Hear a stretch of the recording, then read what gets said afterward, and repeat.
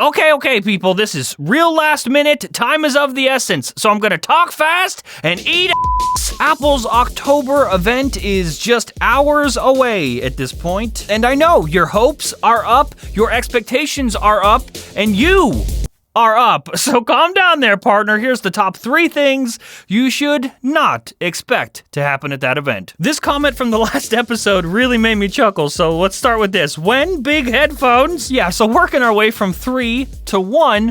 Number 3 is AirPods Max. We are not going to be getting the 2nd generation version of AirPods Max on Monday. That's just not going to happen. Sadly, just a few days ago, Bloomberg's Marcus Grumpy, or Grumpty Dumpty, as we like to call him, he took all of the hopes of AirPods Max 2 possibly showing up at this event and smooshed it right under his Crocs. I don't know that he wears Crocs. I'm just saying, if there's a guy wearing Crocs, it's probably this one. Per the Germinator, we should actually be expecting to see a refresh for AirPods Max 2 in 2024, which, if you're playing along at home, is not the event on Monday.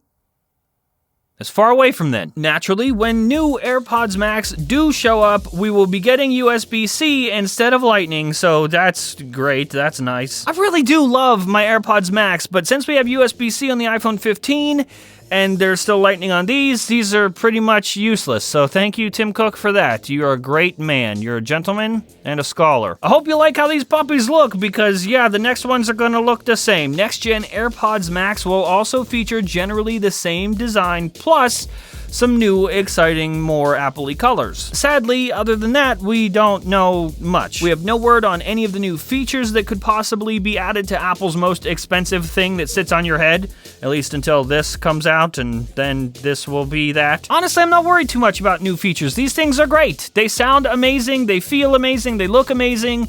Just give me USB-C on that. Why do we have to wait till next year to do that? Just put a new hole in. Just put a hole in there that isn't this hole. What's the problem? Next on our list of things that will not happen on Monday, number 2, a 27-inch or 32-inch iMac. It's not coming. And yeah, no, that means no iMac Pro either. That's not happening. I know, this one kind of hurts. We all love the iMac. Look at him. And when it comes to larger iMacs, everyone loved the 27-inch iMac with its spoopy little Intel chip and all that. And if you're wondering for why not to this stuff, my guess would have to be Mac Studio. The Happy Meal looking Mac Studio came out and gave us, well, no real need for a larger iMac or an iMac Pro. I know for me, around the time when Mac Studio first came out, I was working on the 24-inch M1 iMac, loving it, and I was just sort of holding out for that new iMac Pro to drop, and then it didn't. Instead, in its place, we got Mac Studio, and I gotta be honest, no real complaints, kind of the perfect Mac. When Apple gave us the Mac Studio and launched alongside it a 27-inch studio display, it was like Tim Cook just went ahead and pushed iMac Pro into a shallow grave, along with iPod Touch and Steve. And that's kind of where we're at with that, fellas. The 2023 version of Apple sadly does not have any room at the dinner table for an iMac Pro. And although we are expecting that current 24-inch iMac to receive a fancy new M3 chip at the Scary Fast event, that is where the buck stops for iMac. I'm not saying that an iMac Pro is never gonna happen again, and I'm most certainly not saying that we're never gonna get a larger iMac, period, like a 27-inch, 32-inch, whatever. I'm just saying, ain't happening on Moon Day. Also, if you're paying attention, other analysts like Kuo-Ming Chi and others have said in the past that iMac Pro is only paused, not dead, and we should expect word of a new 27-inch or 32-inch iMac Pro, whatever, in either late 2024 or going into 2025. And now I would like to talk to you about today's sponsor, Mountain Dew Zero Sugar.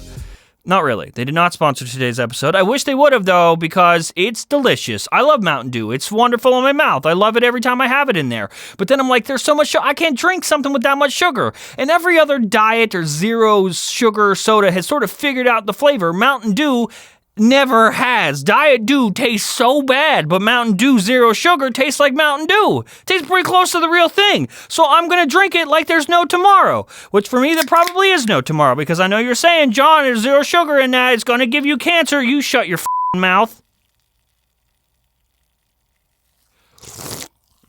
All right, well, it's time to put on some grown-up pants because it's time to talk about money. Who better to help you with your money than today's sponsor, Domain Money. Domain Money is like a cheat code because they give you access to one of the most valuable tools in money and finance for a reasonable, normal person price. And that is a personal financial guide. Yep, Domain Money gives you access to your very own personal financial guide for just $79 a month. When you take advantage of Domain Money's financial guide, you get access to everything from personalized investing, savings, budgeting help, and tax filing. They're here to take a majority of a lot of that stress completely off your shoulders, and that's why I love them. I can focus on doing, this. I need a writer to write every script for me. Of course I need a financial guide. So give yourself a break. Stress less about your bills and where you should be putting your money. People are loving Domain Money so much right now that there's actually a wait list. But if you use my link in the description, you can skip the wait list and book your very own free session today. And of course, a huge thanks to Domain Money for sponsoring this video. And finally, number 1 on our list of thingies you should not expect on Monday's October Scary Fast Apple event, a new 13-inch MacBook Pro. I know, MacBook Pro event, right? But there's some evidence to back this one up. We'll start off with my biggest piece of evidence, which is that this is bad. Come on, guys, the 13-inch MacBook Pro is just awkward and weird, and I wish that we could just collectively delete it from existence. Is that a lot to say? Yeah, sure, fine, I will accept that.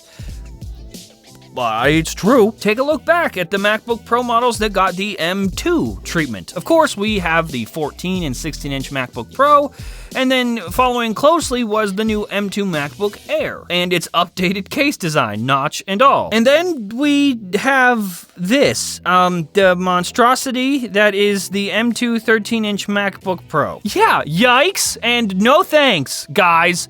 In no world do we need a base model MacBook Pro, which in reality is exactly what this 13-inch MacBook Pro is.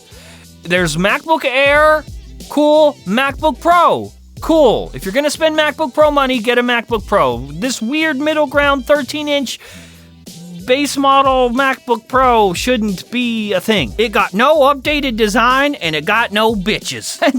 Okay. All right, let me settle down now. You don't have to take my spicy takes for it. You don't gotta take my word for it. Marcus Gramontis and Kuoming Chi both seem to agree that there is no 13-inch MacBook Pro as part of this event. The focuses are simply on the 14-inch MacBook Pro, the 16-inch MacBook Pro, and a new 24-inch iMac. Really, if I'm being honest, I kind of hope we never see that 13-inch MacBook Pro ever again. Don't ever give us a new one. Don't even bother. I wonder if I could bully it hard enough. You know, like those parents from back in the day that would just bully their kids so much until the kid ran away? I want that, but for the MacBook Pro. You're stupid and bad and you look bad. I'll never be proud of you!